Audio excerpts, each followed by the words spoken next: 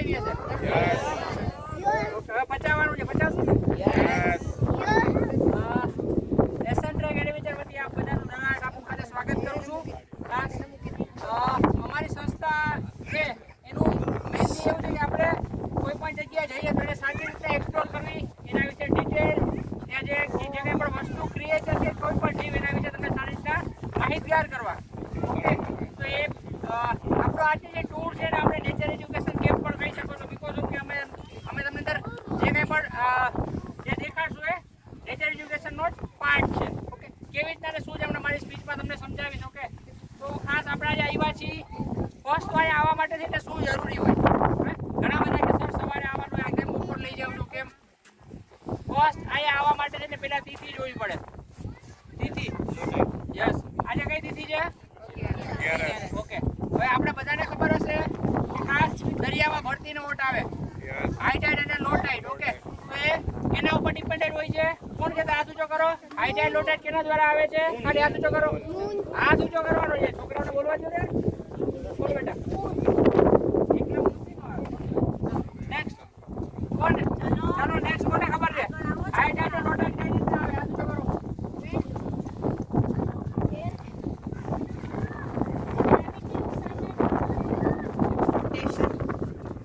તમે 50-50 માં છો. ચાલો હજી કોઈ? પછી બીજું કોઈ? હવે ખાઈ જાઓ, વાંધો નહીં. આટલા બધા ઓકે. બેન બોલ્યા શું બોલ્યા? સન અને ઓકે, હવે હું કહીશ મૂન અને અર્થ. ઓકે, પૃથ્વી અને ચંદ્રનું ગુરુત્વાકર્ષણ બળ એના હિસાબે દરિયામાં હાઈ ટાઈડ અને લો ટાઈડ આવતી હોય છે. હવે 11 છે તો અહીંયા આવવાનો સમય અમે અમારી રીતના કેવી રીતના, આવું ક્યાંય ચોપડામાં લખેલું નથી ઇતિહાસમાં, પણ અમે અમારી રીતે એક સિસ્ટમથી એને ફોલો કરીએ છીએ કે જે તિથિ હોય ને 0.75 સાથે મલ્ટીપ્લાય કરીએ. હવે 11 ને તમે 0.75 સાથે મલ્ટીપ્લાય કરો એટલે શું આન્સર આવશે? ચાલો બીજું કોઈ?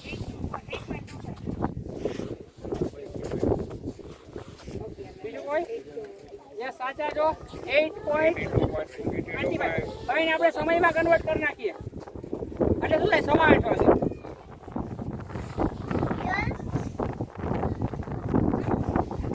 હવે આપણે એને સમયમાં કન્વર્ટ કરી નાખીએ એટલે 8:15 વાગે. જો આજે સવારે 8:15 વાગે તમે અહીંયા હોત તો આપણે જ્યાંથી હમણાં ઉતર્યા ત્યાં સુધી હાઈ ટાઈડ હોત.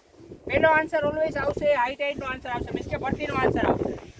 ઓકે, સવારે આવ્યો તો આપણે જે કિનારે જઈશું પણ અહીંયા આવી શકત નહીં. હવે આખા દિવસમાં 24 કલાક હોય છે તો એમાં 6 કલાક હાઈ ટાઈડ, 6 કલાક લો ટાઈડ, વળી પાછી 6 કલાક હાઈ ટાઈડ, 6 કલાક લો ટાઈડ, એવી રીતના આખું ડિવાઈડ થયેલું હોય છે.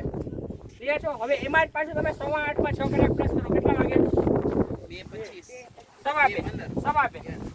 કેટલા વાગ્યા બધાની ઘડિયાળમાં? 10.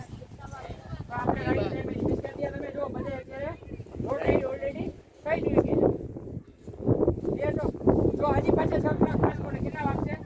8:25. તો આજે રાતના પાછું 8:15 વાગે પાણી અહીંયા આવી જાય.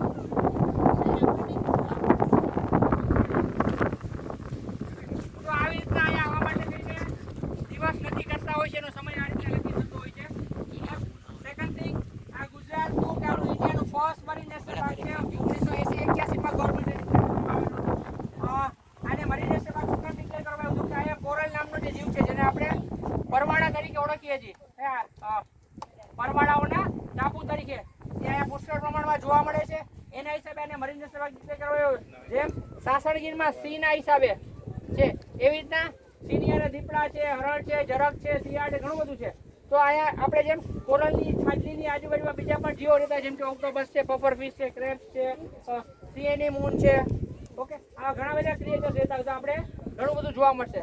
પ્લસ આખા ઇન્ડિયામાં એક જ એવી જગ્યા છે કે જ્યાં તમે આવી રીતના પગપાળા આવી શકો છો, મીન્સ કે આવી રીતના આપણે બાય વોક જોઈ શકશું નરી આંખે બધું.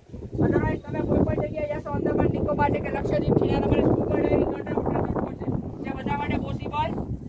ઓકે, એટલે એનું રીઝન આપણે બધા લખી છે કે આપણે ગુજરાતમાં આવી સરસ પ્લેસ નજીકમાં છે કે જે આપણે બધી આપણે ખુદ એક્સપ્લોર કરી શકશું, હાથમાં પકડી શકશું. બીજી વસ્તુ, આ દરિયાઈ જીવસૃષ્ટિ જે બધી અલગ અલગ શેડ્યુલ એનિમલ છે, schedule 1, schedule 2, schedule 3. Okay, schedule 1 એનિમલનું એક્ઝામ્પલ આપું સિંહ. એ શેડ્યુલ 1 એનિમલમાં આવે એટલે કે એ આખા વિશ્વમાં લુપ્ત થવાના આરે છે. ઓકે એન્ડેન્જર સ્પીસ કે આપણે કહીએ ને છે, તો એને તમે પકડો તો શું થાય, એની હારે ફોટો મૂકો તો શું થાય, ઓકે. પણ આ મેં તમને પહેલા કીધું કે આપણે નેચર એજ્યુકેશન માટે આવ્યું, તો આપણે ખાલી સમજવા માટે આવ્યા છીએ, એ વસ્તુને જોવા માટે આવ્યા છીએ. ઓકે આમાં ટોટલ છે મરી જશે ભાગમાં 42 ટાપુઓ આવેલા છે. ગવર્મેન્ટે ખાલી 2 થી 3 ઉપર જવા માટે પરમિશન આપી, only for nature education purpose. જો બધી જગ્યાએ ગ્રાઉન્ડ પહોંચીએ તો કાંઈ વધે આપણે હિસાબે આવ્યા છે ને, આપણે કોઈ પણ ક્રિએટર સાથેના ફોટા, ઓકે શક્ય તો તમને નીચે પાણીમાં પડે, જો તમે ફોટા પાડશો તો સારા રહેશે, અને તમે હાથમાં પાડો તો ક્યાં મૂકતા નહીં તો વધારે સારું. ઓકે ખાસ અમારા લોકોના હાથમાં કોઈ ફોટા નહીં પડે, આઈ રિક્વેસ્ટ યુ. યસ બધા ઓકે. મેં તમને દીદી વિશે કીધું, આ જગ્યા વિશે કીધું. પછી એક ક્વેશ્ચન એ છે કે ભાઈ આવવા માટે થઈને આપણે તો આઈલેન્ડ લઈ કોઈ આઈલેન્ડ જેવું તો છે નહીં, આપણે બસથી આવ્યા. ઓકે પણ જો કોઈનું ધ્યાન હોય તો આપણો જે ખાસ 2 કિલોમીટરનો કાચો રસ્તો છે, ત્યાં બે બાજુએથી પાઇપલાઇન આવે છે. ઓકે આ રિલાયન્સ એસઆર આઈઓસી તમે કંપનીના બધાને જોયા છે. બોડી શું કામ અહીંયા આવી, એને ક્રૂડ ઓઇલ લઈ આવવું ઈઝી પડે. ક્રૂડ ઓઇલ તો દરિયામાંથી મળે, બધાને ખબર છે, તો એને લઈ આવવું ઈઝી પડે. આગળ જે કંઈ હાલે છે ને કામ, એ પમ્પિંગ સ્ટેશન છે. ઓકે આ તમે સિક્યોરિટી જોવો છો બધી એના માટે જ છે. આખા જામનગરનો ડેન્જર એરિયા છે, આ વાડીનાર છે, કેમ કે બધું ક્રૂડ જ ભર્યું છે. તમે આગળ બધા કુવા જોયા હતા, મોટા મોટા ટેન્કર વડે એકદમ મોટા જેવું. ઓકે તો આ બધી કંપની એટલે આવી છે, એટલે એ છે પાઇપલાઇનની વચ્ચે રસ્તો કાઢ્યો છે, બરોબર છે. અને એના હિસાબે એના ઉપરથી આપણું વ્હીકલ ચાલે આવ્યું, બધાને આપણે ત્યાં જ ઉતરી જવું પડે. પછી આપણે ઓકે વિરોડન જવું પડે, આજે મીન્સ કે આજ સવારે 8 વાગે બોટ ઉપાડી પડે, હાઈ ટાઈડમાં નીકળવું પડે, હાઈ ટાઈડમાં પાછું આવવું પડે. તો આજના દિવસે વિરોડન ગયા હોત તો આપણી બોટ જામનગરથી 8 વાગે ઉપાડી હતી, ત્યાંથી પાછી 8 વાગે આપણે અહીંયા પહોંચે જામનગર. ઓકે આ રીતનું શેડ્યુલ હોય છે, એટલે આપણે અહીંયા બાય વ્હીકલ થ્રુ આવ્યા છીએ. આ સિવાય કોઈને કંઈ ક્વેશ્ચન? 2-3 વસ્તુનું ધ્યાન રાખવું, કોઈ ક્રિએટર્સને આપણે હેરાન નહીં કરીએ, ડિસ્ટર્બ નહીં કરીએ. તમારા હાથેથી કંઈ તમે કરશો નહીં, કેમ કે ઘણા બધા જીવો વિશે તમને આઈડિયા ના હોય, બરાબર. પ્લસ હાથમાં લાગી જશે, કેમ કે બધા કોરેલ છે અણીવાળા હોય, હાથમાં લાગી જશે. અમારી આખી ટીમ તમારી સાથે છે, તમને બધી જગ્યાએ હેલ્પ કરશે. એમને કોઈ ઓવરટેક નહીં કરે, બીકોઝ ઓફ કે આગળ ઓક્ટોપસ છે કે માછલી છે, તમને તો ખબર નથી. તમે ફોટો પાડવાની તો આઈ જશે, કોઈને જોવા મળશે. ઓકે તો એક રિક્વેસ્ટ છે કે તમને કંઈ દેખાય તો અમને બોલાવજો. અમે બધા તો અહીંયા આવીએ છીએ વારંવાર, અમારા બધા માટે આઈ હોપ કે તમારા બધાનો આજનો દિવસ સરસ છે. અમારી પાસે સ્ટાફ પણ છે, સાથે તમે બધી વસ્તુ, પણ એક જ વસ્તુ જોઈએ છે મારે તમારા પાસે, ખાલી એક કોઓપરેટ બધાએ કરવું પડશે. જ્યારે ઊભું ડાળું કહી ત્યારે એનો વાંચો તો કેટલાને દેખાશે, ખાલી 10 જણા. એના કરતાં આવી રીતે છૂટા ઉભા રહેશે તો બધાને સરસ અમે એક જગ્યાએ આવીને દેખાડી આપું, સમજાવું છું. કોઈ પણ એનિમલની પહેલાં બ્રીફિંગ આપવામાં આવશે, પછી હાથમાં જે આપશે એ આપી શકાય. ક્રેપ છે તો એ હાથમાં ન આપી શકે, તમને ખબર છે ભટકા કેવા પડે, અને જે વસ્તુ આપવાની છે અમે સામેથી આપશું તમને. ક્લિયર છો? આપણે પણ એક ક્વેશ્ચન અહીંથી આપણે અત્યારે એક ફોટો કાઢશું, તો પછી એનું બે ગ્રુપ ડિવાઈડ કરીએ, થોડા આમાં ડિવાઈડ કરીએ, દેખાડવા માટે સમજાવવામાં થોડું ઈઝી પડે. ઓકે એક બીજી એક વસ્તુ પહેલા કહી દઉં લાસ્ટ.